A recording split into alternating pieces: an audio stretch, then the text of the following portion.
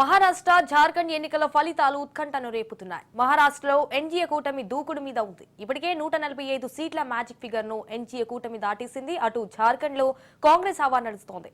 Round కి Jharkhand trends మారుతూనే ఉన్నాయి.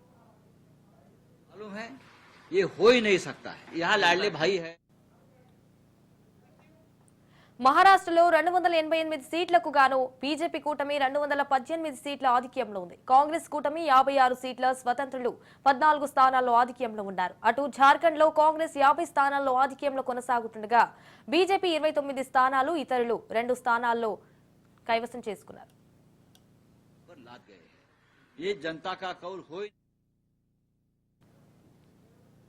మహారాష్ట్రలో బీజేపీ విజయఢంకా మోగించిందన్నారు కేంద్ర మంత్రి బండి సంజయ్. మహారాష్ట్రలో గతంలో కంటే ఎక్కువ సీట్లు సాధిస్తామన్నారు.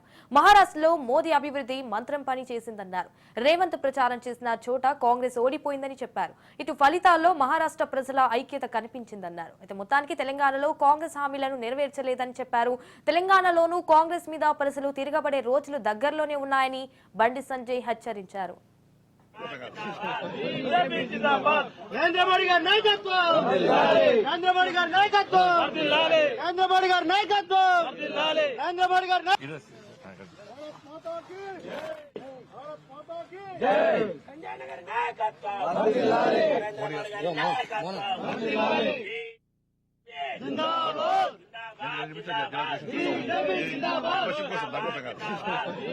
జిందాబాద్ నరేంద్ర మోడీ గారి నాయకత్వం, నరేంద్ర మోడీ గారి నాయకత్వం, నరేంద్ర మోడీ గారి నాయకత్వం, నరేంద్ర మోడీ గారి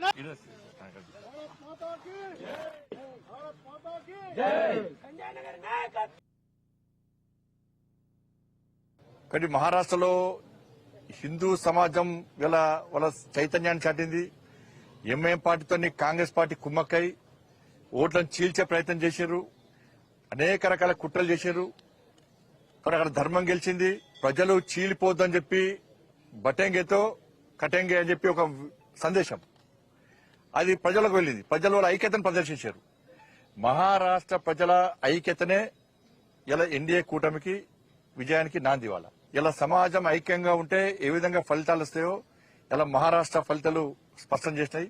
కాంగ్రెస్ పార్టీ విపరీతంగా తెలంగాణ నుంచి డబ్బులు మొత్తం కాంగ్రెస్ పార్టీకి పోయినాయి. మహారాష్ట్రలో ఖర్చు పెట్టిన డబ్బంతా ఇటు తెలంగాణ నుంచి అటు కర్ణాటక నుంచి సంచులకు సంచులు పోయినాయి. వేల కోట్ల రూపాయలు పోయినాయి. అక్కడ డబ్బులు విపరీతం ఖర్చు పెట్టారు. డబ్బుల ద్వారా అబద్దాల ద్వారా గెలుద్దాం ప్రయత్నం చేశారు. అవి పనిచేయలే. మహారాష్ట్రలో కాంగ్రెస్ కూటమికి ఓటమికి కారణం కాంగ్రెస్ తెలంగాణ కర్ణాటక రాష్ట్రాల ప్రభుత్వాల యొక్క వైఫల్యాలే ఆ కూటమికి వైఫల్యానికి ఓడిపోవడానికి కారణం. హిమాచల్ ఎన్నికల పేరు చెప్పి కర్ణాటకలో గెలిచారు. కర్ణాటక ఎన్నికల ఫలితాలు చూపెట్టి తెలంగాణలో గెలిచారు. ఆయన వేయిన సీట్లు మొత్తం ఓడిపోయినాయి. కర్ణాటక ముఖ్యమంత్రి వేయండు, తెలంగాణ ముఖ్యమంత్రి వేయండు, హిమాచల్ ముఖ్యమంత్రి వేయండు. వీళ్ళతో విపరీతంగా ప్రచారం చేశారు. మేము ఇన్ని హామీలు ఇచ్చినాం, ఈ గ్యారెంటీ ఇచ్చినాం, 10 గ్యారెంటీలు అక్కడ, 5 న్యాయం చెప్పి కర్ణాటకలా, 6 గ్యారెంటీలు అని చెప్పి తెలంగాణలో. తిరిగి మహారాష్ట్రలో ఏ విధంగా తప్పుడు ప్రచారం చేస్తుందో ప్రజలు విశ్వసించరు.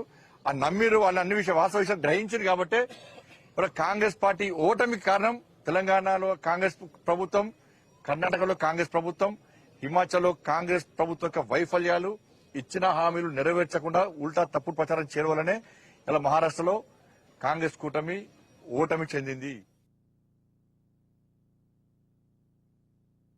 కానీ మహారాష్ట్రలో హిందూ సమాజం వాళ్ళ చైతన్యాన్ని చాటింది. ఎంఐఎం పార్టీతో కాంగ్రెస్ పార్టీ కుమ్మక్కై ఓట్లను చీల్చే ప్రయత్నం చేశారు.